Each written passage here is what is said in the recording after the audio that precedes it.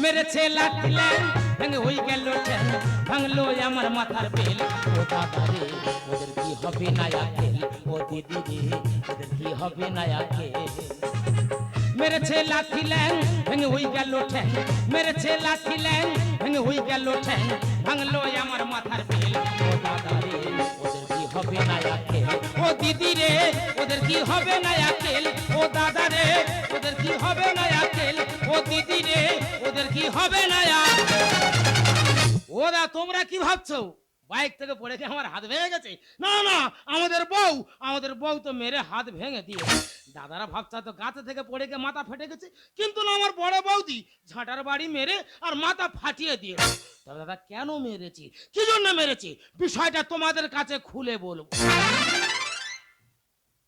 দাদা তাহলে আমাদের ছোট সংসার একদম সুখী পরিবার আমি আমার দাদা একটা ছোট্ট বোন আছে দুই ভাই বিয়ে করছি তবে দোষের মধ্যে কি দুই ভাই তো ভাইরা ভাই হয়েছে মায়েরা দুই বোনে যখন এই সংসারে আস কি সুন্দর সংসার হচ্ছে 1 মাস গেল 2 মাস গেল তারপরে কোথায় কি হলো তোমরা না দেখলে বিষয়টা বুঝতে পারবে না আমি খুলে আমি খুলে দেব তোর বউ আমার খুলেছে আমি খুলে আমার বৌদি দেখাবো তুই কি খুলে দেবি তুই আমার কে কেন বোনাই সম্পর্কে কে বড় বৌদি ও মা এবার বিষয়টা বলি বলো আমরা বনে বনে যাই যা আর ওরা ভাই ভাই ভাইরা ভাই হ্যাঁ। সব একবারই বিয়ে হয়েছে ঠিক, ঠিক। এবার গল্পটা বলবো গল্পটা একটু মন দিয়ে শুনবে বলো তাহলে ভাই আমি আগে মানে তোর বউ আগে কলে গেছে আচ্ছা আচ্ছা আমি পরে কলে গেছি আচ্ছা। আমি একটু বোতলটা সরানা জল খাবো ভালো কথা খুব খারাপ বলেছি না, না, না। এই কথা বলে বোতলটা হাত দিয়ে সরিয়েছি বলে হ্যাঁ। তোর বউ এমন জায়গায় ছিঁড়েছে হ্যাঁ। মানুষ দেখে হাততালি মেরে চলে যাবে এই দেখ ভুল করেছে এই দেখ আর দেখো এই দেখো দুই বোনে কি মিল দেখো আমার বোন। দুজনের টিয়া লেগে এমন ভাবে গন্ডগোল করছে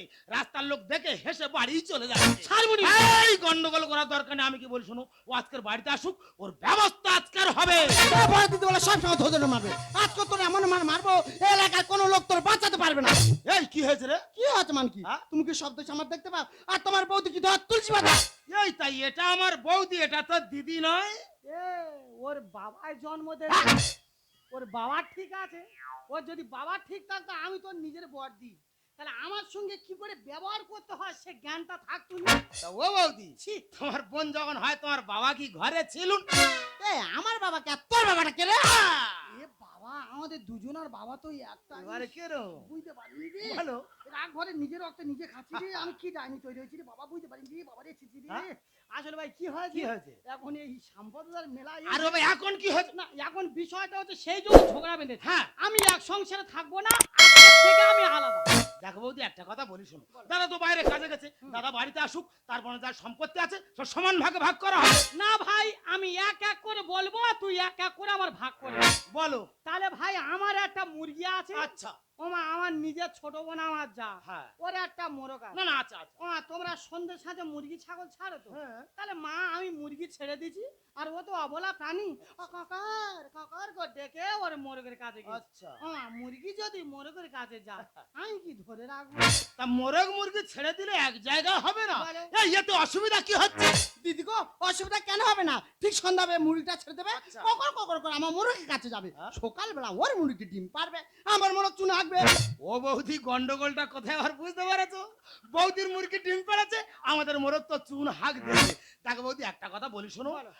দায়িত্ব যখন আমি নিচ্ছি আচ্ছা। আমি ভাগ করে দিচ্ছি ঠিক আছে। দেখো মুরগি তোমার হ্যাঁ তাহলে একটা মাত্র ডিম হ্যাঁ। তুমি এক কাজ করবে ডিমের কুসুমটা তুমি নেবে হ্যাঁ। আর ডিমের খোলাটা তুই নিবে শোনো আমি কোনো কথা শুনবো না হ্যাঁ? পুরো গোটা ডিমটা আমি নেবো ধর বাবু কাঁদুনি গালের অবস্থা কাঁদুনি যাক ভাই নিঝালে ঝগড়া পালা আচ্ছা এবার ঠাকুর ঘর ভাগ হবে ঠাকুর ঘর ভাগ হ্যাঁ মা যায় যায় যখন আল হবে ঠাকুর ভাগ করে নেবে হ্যাঁ? না তো ঠিক সন্ধ্যেবেলা হবে ঠিকই ছেড়ে ছেড়ে বাঁধবে আমি ঠাকুর ঘর ভাগ করে নেবো আচ্ছা। আচ্ছা ঠাকুর বলতে কি ঠাকুর আছে কেন হর পার্বতী মানে শিব দুর্গা হ্যাঁ, হ্যাঁ। শিব দুর্গার মধ্যে তোর বউ কোন ঠাকুর নেবে আচ্ছা ও নিজে মুখ ফুটে বেঁচে নিবে দাদা চিন্তা করতে পারো ঠাকুর ঘর নাকি ভাগ করবে দাদা এখন দেখো প্রত্যেকটা গ্রামে একটা করে ঠাকুর ঘরে 2-3 বার পূজা হচ্ছে আমাদের বাড়িও ঠাকুর ভাগ হবে এই দেখো হ্যাঁ? তুমি খুব ভালো করে জানো শিব ঠাকুর আমি খুব ভালোবাসি আচ্ছা। ওই শিবটা আমি নেবো সে বৌদিরা আমার পজিশন থেকে বুঝতে পারছে তুমি শিবকে কতটা ভালোবাসো তাহলে ভাই কথাটা ইয়াদ রাখ মানে মানে ভালো করে শুনে রাখ। আচ্ছা তোর বউ শিব ঠাকুর নেবে। হ্যাঁ। তাহলে তুই তোর বউকে বলে দে হ্যাঁ ওর ওই বুড়ো শিব হ্যাঁ যেন রাতের অন্ধকারে লুইকে লুইকে আমার মা দুর্গার কাছে না আসে দাদা চিন্তা করতে হবে। বিচার আর করবে ঠাকুর দেবতা তারা কোথায় কখন এক জায়গা হবে তোমাদের কাছে বলে হবে। হ্যাঁ রে, ও ঠাকুর তো আলাদা করা। হ্যাঁ? আমি মা দুর্গার ভালো মন্দ মিষ্টি ফল দিয়ে পূজা দেবো। আচ্ছা। ও শিব লুইকে খাবে, মানবো কেন? যে আমার ভালো মন্দ পূজা দেয় দিদি গো, একটা নকুল দানা ভেঙে 4 টুকরো করে 1 টুকরো করে পূজা দেয়। এই কি বলি শোন, গন্ডগোল করার দরকার নেই, দায়িত্ব যখন আমি নিচ্ছি, আমি ভাগ করে দিচ্ছি। আচ্ছা। দেখো তুমি তো বড় বৌদি, মানে মায়ের সমান। হ্যাঁ। তুমি এক কাজ করবে, সন্ধ্যাবেলা ঠাকুর ঘরে যাচ্ছ, আচ্ছা। সন্ধ্যা সাঁজ দিচ্ছ, শাক বাজিয়ে চলে আসবে, আমাদের বউকে শিবের ঘন্টা নেড়ে দিয়ে বেরিয়ে আসবে। তুমি জানো কত বড় চুরুনি? ও শাক চুরি করে আমার লাগে। শাক চুরি করে তুই কথা স্বামী তুই দেখো যেন মারামারির সময় আবার চোর আমি, চোর। হ্যালো, হ্যালো, হ্যাঁ কে বলছেন? এটা কি মন্টুরাম হালদারের বাড়ি? হ্যাঁ হ্যাঁ হ্যাঁ আচ্ছা, আপনার বোনের নাম সুচিত্রা হালদার, হ্যাঁ স্কুলে পড়ে। হ্যাঁ, হ্যাঁ। তাহলে শুনুন, আমরা বড় স্কুল থেকে আসতে হঠাৎ গাড়ি অ্যাক্সিডেন্ট হয়ে মা নার্সিংহোমে ভর্তি আছে।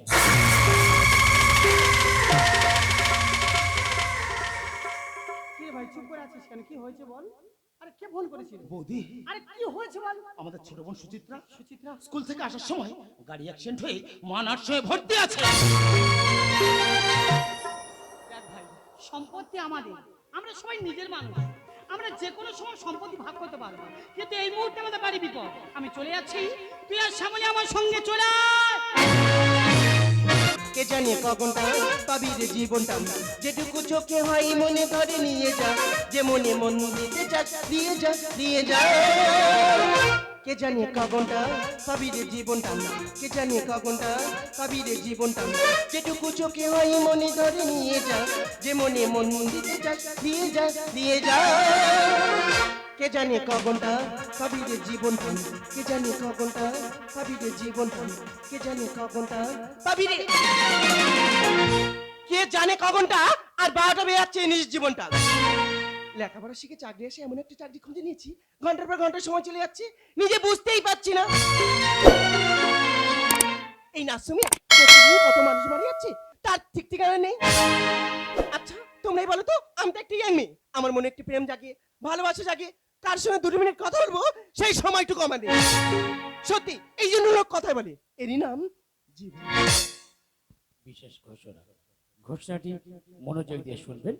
একটু আগে সুচিত্রা হালদার নামের যে মেয়েটি গাড়ি অ্যাক্সিডেন্ট হয়ে মা নার্সিংহোমে 7 নম্বর বেডে ভর্তি ছিলেন, বেডের দায়িত্বে যে নার্স ছিলেন দয়া করে বেডে কাছে চলে আসবেন। মেয়েটি একটু আগে মারা গেছে।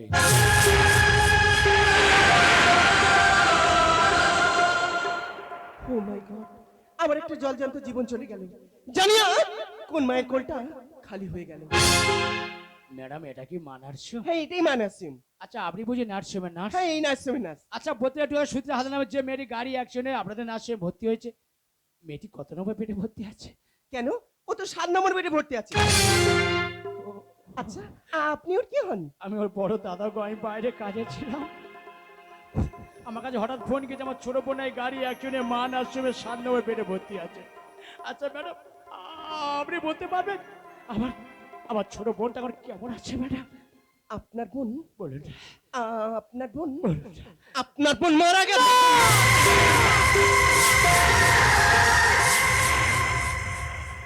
না না না না, আপনি মিথ্যে বলছেন, আপনি কাকে থেকে কার সাথে গুলিয়ে ফেলছেন ম্যাডাম? ম্যাডাম ম্যাডাম, আমি আপনাকে 2 হাত জুড়ে মিনতি করে বলছি, আপনি আমাকে সত্যি করে বলুন না। বোন ছাড়া আমার জীবনে আপন বোন তার কেউ নেই ম্যাডাম, তাই আপনাকে 2 হাত জুড়ে মিনতি করে বলছি, আপনি সত্যি করে বলুন না আমার ছোট বোনটা কেমন আছে ম্যাডাম? আপনি বলুন না, আপনি বলুন না ম্যাডাম। জানেন কথাটা কঠিন হলো, এটাই বাস্তব, আপনার বোন মারা গেছে। আপনার বোন যখন স্কুল দিয়ে ফিরছিল, যে গাড়িটার সঙ্গে আপনার বোনের অ্যাক্সিডেন্ট হয়, সেই গাড়িটার চাকা আপনার বোনের বুকের উপর দিয়ে গিয়ে আপনার বোনের বুকের লাশটা ফেটে আপনার বোন মারা যায়। আমরা অনেক চেষ্টা করেছি, কিন্তু আপনার বোনকে বাঁচাতে পারিনি, তাই আপনার বোনের লাশটা বেরিয়ে দিয়েছি, আপনি ওকে নিয়ে বাড়ি ফিরে যান। জানেন ম্যাডাম, আমার মা যখন মারা যায় না, আমার এই ছোট বোনটা বয়স ছিল তখন 6 মাস। আমার মা মারা যাওয়ার সব বুঝে খোকা, তোর ছোট বোনটার দায়িত্ব আমি তোর হাতে দিয়ে গেলাম, তো বোনটাকে তো নিজের মেয়ের মতো তুই যত্ন নিয়ে মানুষ করিস খোকা। জানেন ম্যাডাম, আপনি ছোট বোনটাকে মানুষ করতে গিয়ে না আমি আজও নিঃসন্তান, আমি কোনো কোনো সন্তান নিয়ে নিগো ম্যাডাম। জানেন আমি যা বাইরে কাজে থাকতাম, আমার বোন আমাকে প্রতিনিয়ত ফোন করে বলতো, দাদা আমার আমার জন্য একটা খেলার পুতুল কিনে আনবি দাদা। আমি আমি পুতুল নিয়ে খেলা করবো না দাদা। জানেন ম্যাডাম এই পুতুল এনেছি গো, কিন্তু এই পুতুলটা কাকে দেবো, কে পুতুল নিয়ে খেলা করবে আপনি বলতে পারবেন ম্যাডাম? ম্যাডাম আপনি বলুন না, এই পুতুলটা কাকে দেবো ম্যাডাম? আপনি বলুন না ম্যাডাম, আপনি বলুন না। না, আপনি মিথ্যে বলছেন। আমার বোনের কিছু হতে পারে না, আমার বোন আমাকে এভাবে ঠকিয়ে চলে যেতে পারে না ম্যাডাম। আমার বোনের কিছু হয়নি ম্যাডাম, আপনি মিথ্যে বলছেন ম্যাডাম। আমার বোনের কিছু হয়নি ম্যাডাম। বনের কোলে চাঁদের আলো হাসবে নিয়ে ভাগনে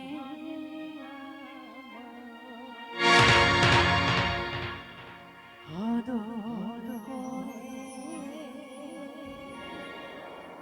ডাকিব তারে বইবে ঘরে খুশি জুয়া বুকুটা ভরে যাবে যখন ও মামা ও মামা ও মামা হারামি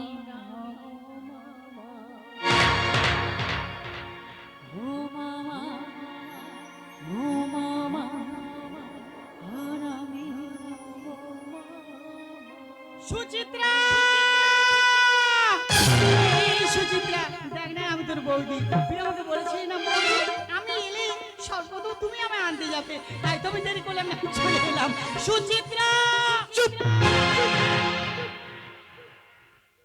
একদম চিৎকার করবে না। দেখছো আমার ছোট বোনটা ঘুমাচ্ছে। তুমি অসময় চিৎকার করলে অসময় ঘুমটা ভেঙে যাবে। তুমি কেন বোঝো না সামনের ফাইনাল পরীক্ষা। ওর অসময় ঘুমটা ভেঙে গেলে শরীরে কষ্ট হবে, ও পরীক্ষা লিখতে পারবে না, পরীক্ষা ফেল করবে, সারা বছর স্বপ্ন মাটির সাথে মিশে যাবে। আমি তোমার কি বলে গিয়েছিলাম যে আমার ছোট বোনের দায়িত্ব আমি তোমার হাতে দিয়ে গেলাম। আমার বোনটা তোমার নিজের ননদ নয়, নিজের মেয়ের মতো করে দায়িত্ব নিয়ে তুমি লক্ষ্য রাখবে, মানুষ করবে। তুই বলেছিলে তোমার ছোট বোনটাকে আমার নিজের মেয়ের মতো আমি দায়িত্ব নিয়ে মানুষ করব।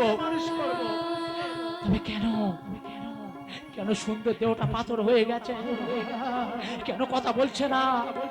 বলো তুমি কি দায়িত্ব নিয়েছো, বলো তুমি কি দায়িত্ব পালন করেছো, তুমি বলো না। এই উত্তর দাও না, তুমি বলো না। এই তুমি উত্তর দাও না।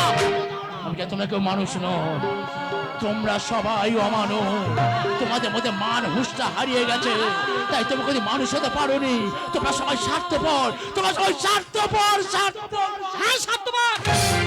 শুধু আমি কেন, এই পৃথিবীর প্রত্যেকটা মানুষ স্বার্থপর।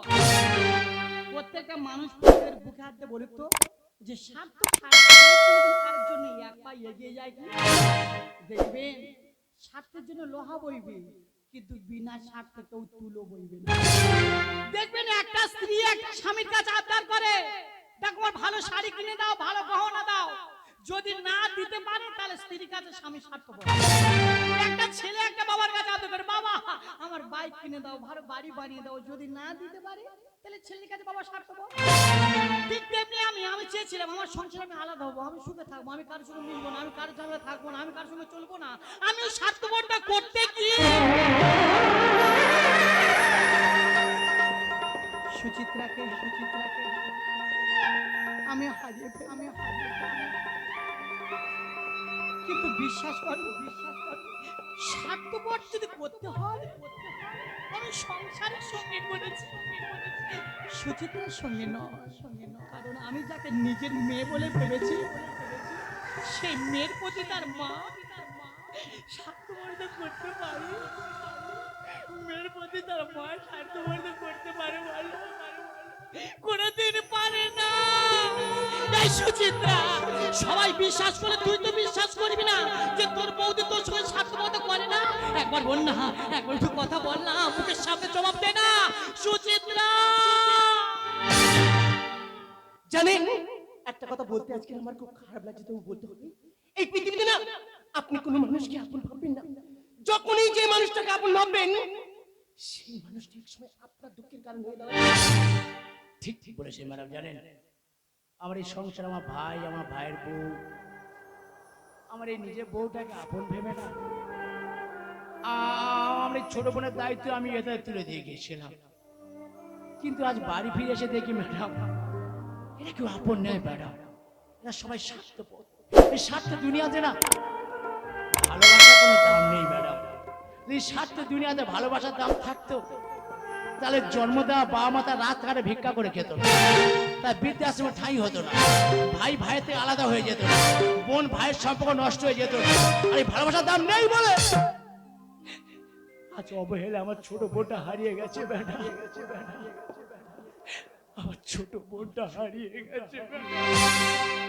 সবার চেয়ে যে ছিল গোপন, আজ তা হয়ে যায়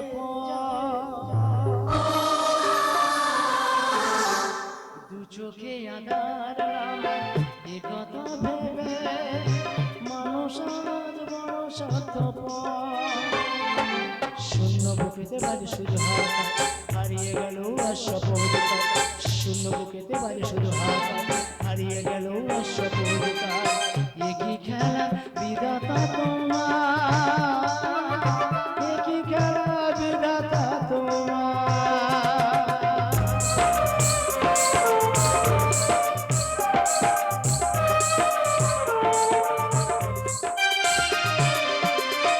প্রীতি ভালোবাসা প্রকৃতির বন্ধু, নিচে সব শাখালো মানে নাই মন তবু মেনে নিতে হবে, এ সংসারে কেউ নয় আপন। স্নেহ প্রীতি ভালোবাসা প্রকৃতির বন্ধু, নিচে সব শাখালো জীবন। মানে নাই মন তবু মেনে নিতে হবে, এ সংসারে কেউ নয় আপন। সুখের আশায় খুঁজে দুঃখ পাপ, হারিয়ে গেল আর সপরিকার। সুখের আশায় খুঁজে দুঃখ পাপ, হারিয়ে গেল আর সপরিকার। একই খেলা বিধাতা তোমার, একই খেলা বিধাতা তোমার, একই খেলা বিধাতা তোমার, একই খেলা বিধাতা তোমার। সুচিত্রা